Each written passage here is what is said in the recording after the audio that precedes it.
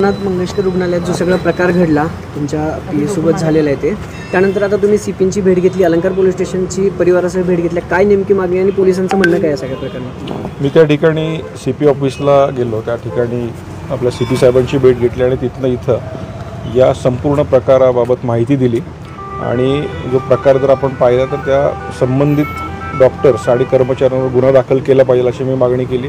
गुन्हा दाखल झालाच पाहिजे. याचे CDR जर आपण तपासले, मयत ज्या आहेत त्याचे जे पती आहेत सुशांत बिसे यांचे कॉल रेकॉर्डिंग जर तपासले, जे ते डॉक्टरांशी बोललेले आहेत ते जर पाहिलं तर तुम्हाला त्यात तथ्यही दिसेल. दुसरं महत्त्वाचं, ज्या ठिकाणी ती गर्भवती महिला आली होती त्या ठिकाणी CCTV फुटेज जरी तुम्ही तपासले तर खाली अकाउंट डिपार्टमेंटने त्यांना कशा पद्धतीने सांगितलं, पैसे भराच म्हणून सांगितलं, हे सगळं लक्षात येईल. त्यामुळं तातडीनं गुन्हा दाखल करून आपण ह्या ज्या हॉस्पिटलचे जे संबंधित डॉक्टर्स कर्मचारी आहेत यांच्यावर गुन्हा दाखल करून त्यांना नोकरीतनं बडतर्फ केलं पाहिजे. त्याचबरोबर हे धर्मादाय हॉस्पिटल आहे, शासनाने पुन्हा ताब्यात घेतलं पाहिजे आणि अशा प्रकारच्या गोष्टी होऊ नयेत म्हणून याकडं गांभीर्यपूर्वक गुन्हा दाखल करून लक्ष दिलं पाहिजे आणि या पीडित कुटुंबाला आपण खऱ्या अर्थानं याच हॉस्पिटलने मदतही केली पाहिजे. आणि आज तानी त्या 2 मुली जन्मलेल्या आहेत त्या ठिकाणी, तिला आता आई नाही आहेत आणि पुढचं भवितव्य संपूर्ण अंधारात आहे आणि हे एकाच चुकीमुळे झालं आहे. आणि नक्की जर याचा आपण तपास केला तर याच्यात लक्षात येईल की नेमकी चूक त्या संबंधित डॉक्टरची आहे. सर, माध्यम हॉस्पिटलची बदनामी होती आमच्या हे बघा, हॉस्पिटलची बदनामीपेक्षा एका महिलेचा त्या ठिकाणी मृत्यू झाला आणि दिशाभूल करण्याचं कारणच नाही. त्याचं कारण असं की आज त्या ठिकाणी मी स्वतः ज्यावेळेस सुशांत बिसेंचा मला फोन आला त्यावेळेस मी रामेश्वरजींना फोन केला. रामेश्वरजींनी त्या ठिकाणी फोन केला आहे, मग पेशंटला ॲडमिट करून घ्या, पैशाचं आपण नक्की करूयात शासनाकडनं मदत. तरीही ही मदत झाली नाही आणि सुशांतला डॉक्टर घैसास माझं ज्यांच्यावर आरोप आहे ते काय बोललेत हे सगळं त्याच्याकडे आहे. तुम्ही CDR तपासा अशी मी मागणी आत्ता या ठिकाणी केली आहे. माननीय मुख्यमंत्री, माननीय आरोग्यमंत्री यांच्याशीही मी बोलतो, त्यांनाही मी सगळी परिस्थिती सांगितली आहे. त्यामुळं मी या गोष्टीवर आम्ही सर्व ठाम आहोत. एका एकदम वयात आलेल्या तरुणी ज्यावेळेस ती गर्भवती होती आणि पहिल्यांदा डिलिव्हरीसाठी आल्यानंतर तिचा मृत्यू होतो, त्या कुटुंबावर काय बदनामीपेक्षा पण एक मृत्यू झालेला आहे, खूप मोठी आणि वाईट घटना.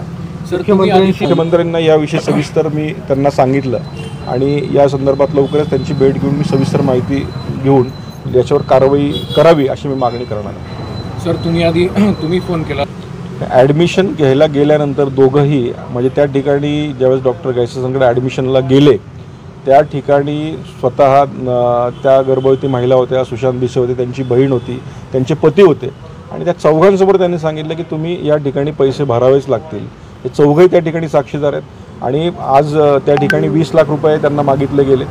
सुशांतनी सांगितलं की मी जमीन विकतो पण तुम्ही माझ्या ह्याला तुम्ही हे करून घ्या. त्याकडे रेकॉर्डिंग्स आहेत हे सगळे.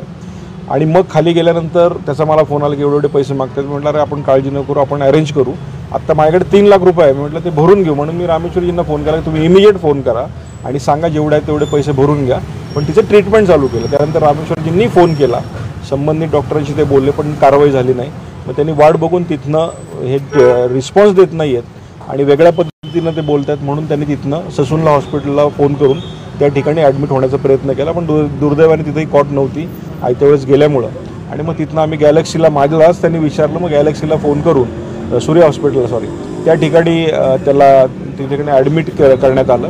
पण सूर्या हॉस्पिटल हे फक्त बेबींचं हॉस्पिटल असल्यामुळं जो कार्डियक सपोर्ट जो इमिजिएट हवा होता, जो दीनानाथला मिळाला असता तो त्या ठिकाणी मिळाला नाही. कार्डियक अरेस्ट त्या प्रेग्नन्सी दरम्यान आल्यानंतर तिथनं त्यांना मणिपालला हॉस्पिटलला ॲडमिट करावं लागलं. पण त्या दरम्यान कार्डियक अरेस्ट आणि ब्रेन डेड झाल्यामुळं त्या ठिकाणी त्या दुर्दैवी मातेचा मृत्यू झाला. सर, हॉस्पिटलचे वाढीव अत्यंत भयावह आहे. कारण काय की आज आपण जर पाहिलं की आज स्लममधला माणूस असेल, त्या ठिकाणी गरीब माणूस असेल, प्रत्येकाला वाटतं की आपला पेशंट हा वाचला पाहिजे, त्याला योग्य ती ट्रीटमेंट मिळाली पाहिजे. पण अशा प्रकारचं जर असेल तर ही खरोखर वाईट आहे. आणि मग धर्मादाय संस्था आपण म्हणतो, धर्मादायकडनं खऱ्या अर्थानं नाथ मंगेशकर अशाच पद्धतीनं उभं राहिलेलं आहे आणि योग्य ती मदत त्यावेळेस जर होत नसेल तरी खरंच दुर्दैवी घटना. पोलिसांकडनं काही आश्वासन मिळालं? पोलिसांनी सांगितलं आम्ही सगळी केस नक्की आम्ही हे करू, आत्ता ते नोंद करतायत आणि त्यानंतर योग्य ती कारवाई करू असं मला आश्वासित करण्यात आलेलं आहे. हे झालं दीनानाथ रुग्णालय 100% ह्या हॉस्पिटलचं ऑडिट होणं गरजेचं आहे, रेग्युलरली ऑडिट होणं गरजेचं आहे. आपण धर्मादाय म्हणून आल्यानंतर पेशंटला कशा प्रकारे ट्रीटमेंट दिली जाते त्यातल्या अनेक पॉझिटिव्ह गोष्टी घडत असतील, पण 1% जरी ती निगेटिव्हिटी असेल, मग मॅनेजमेंटची निगेटिव्ह असेल, ह्याच्यावर कुठलं तरी चांगल्या पद्धतीनं धोरण आणलं पाहिजे. सुदैवानं मी वरिष्ठ सभागृहात काम करतो, त्यामुळे येणाऱ्या अधिवेशनात असेल किंवा अगदी मी कालपासून ह्या केसच्या मागं लागलो आहे, माननीय मुख्यमंत्री, माननीय आरोग्यमंत्री यांच्यावर बैठक घेऊन याच्यावर काहीतरी धोरणात्मक निर्णय झाला पाहिजे. ही पूर्ण महाराष्ट्रातल्या सगळ्या हॉस्पिटलचीच अशी परिस्थिती असं मला वाटतं. पण यामुळे जर पेशंट दगावत असेल तर ही दुर्दैवी घटना घडू नयेत, म्हणून चांगलं काय करता येईल यासाठी नक्कीच आवाज उठवला जाईल. ठीक आहे.